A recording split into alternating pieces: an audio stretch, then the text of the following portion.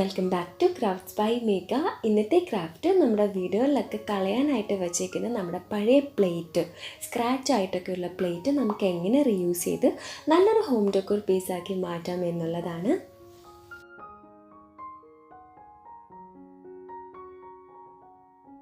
വളരെ സിമ്പിളായിട്ട് എല്ലാവർക്കും ട്രൈ ചെയ്യാൻ പറ്റിയ 2 രീതിയിലുള്ള ഡിസൈൻസാണ് ഇന്ന് കാണിച്ചു തരുന്നത്.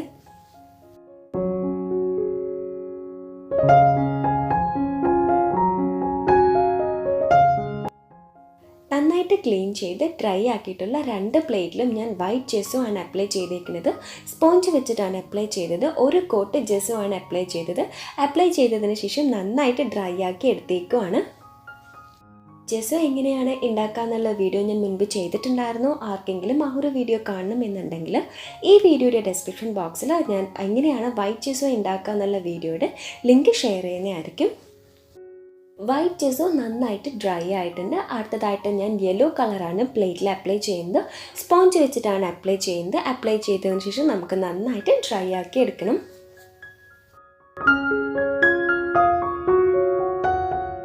അടുത്തതായിട്ട് ഞാൻ സിമ്പിളായിട്ടുള്ള ഡിസൈൻ പെൻസിൽ വെച്ചാണ് ആദ്യം ഞാൻ വരയ്ക്കുന്നത്. അതിനുശേഷം മുഴുവനായിട്ടും വരച്ച് കഴിഞ്ഞതിന് ശേഷം ബ്ലാക്ക് ആക്രിലിക് കളർ ഉപയോഗിച്ച് 000 ബ്രഷാണ് യൂസ് ചെയ്യുന്നത്. അത് വെച്ചിട്ടാണ് ഔട്ട്ലൈൻ കൊടുക്കുന്നത്.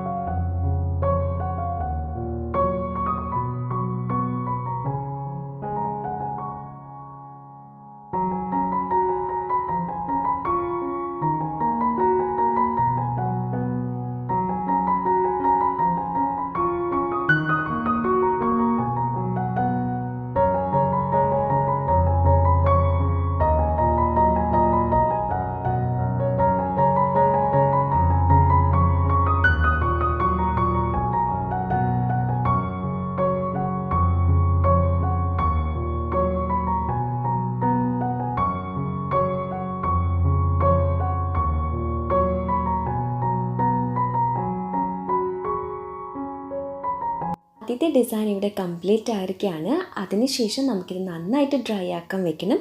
ഡ്രൈ ആയതിനു ശേഷം വാർണിഷ് അപ്ലൈ ചെയ്ത് കൊടുക്കുകയും വേണം.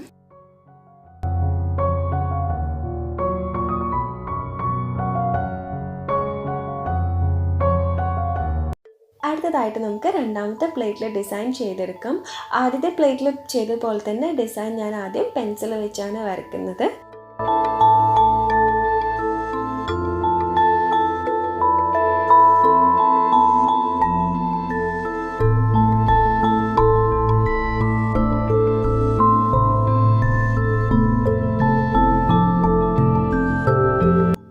പെൻസിൽ വെച്ച് ഡിസൈൻ മുഴുവനായിട്ടും വരച്ചതിന് ശേഷം ബ്ലാക്ക് ആക്രിലിക് കളർ ഉപയോഗിച്ച് ഔട്ട്ലൈൻ കൊടുക്കുകയാണ് ചെയ്യുന്നത്. അതിനുശേഷമാണ് അതിൻ്റെ ഉള്ളിൽ കളർ ഫില്ല് ചെയ്യുന്നത്.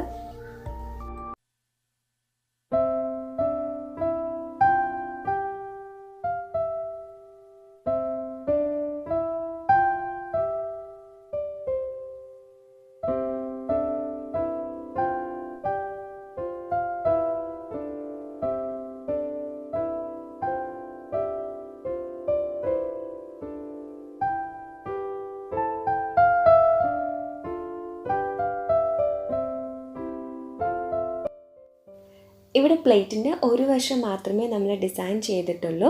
ഡിസൈൻ ചെയ്യാതെ ബ്ലാങ്ക് ആക്കി വെച്ചേക്കുന്ന ആ ഒരു സ്പേസിൽ നമുക്ക് എന്തെങ്കിലും കോട്ട് എഴുതാം. ആദ്യം ഞാനത് പെൻസിൽ വെച്ചാണ് ചെയ്തേക്കുന്നത്.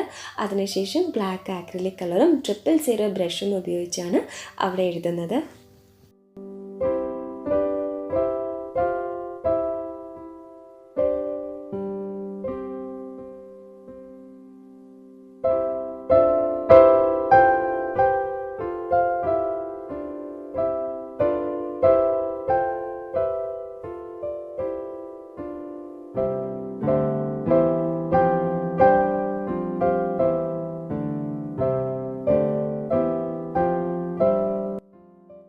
അടുത്തതായിട്ട് നമുക്ക് പ്ലേറ്റിൻ്റെ ബാക്ക് സൈഡിൽ ഒരു ഹാങ്ങിങ് ചെയ്തെടുക്കാം.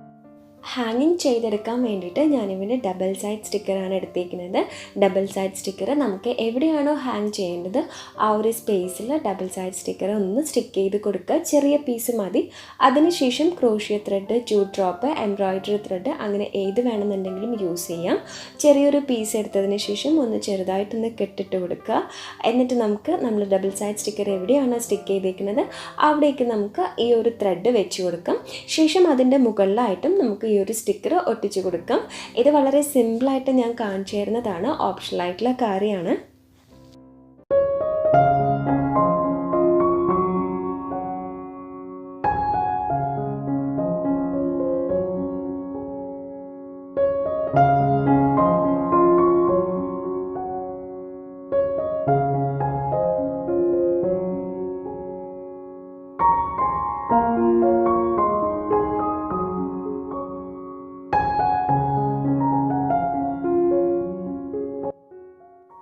അടുത്തൊരു ഓപ്ഷൻ എന്ന് വെച്ച് കഴിഞ്ഞാൽ നമുക്ക് ഇതുപോലുള്ള സ്റ്റാൻഡ് അവൈലബിൾ ആണ്. അപ്പോൾ ഇങ്ങനൊരു സ്റ്റാൻഡ് വാങ്ങിച്ച് നമുക്ക് ഇതുപോലെ വെച്ച് കൊടുക്കാം.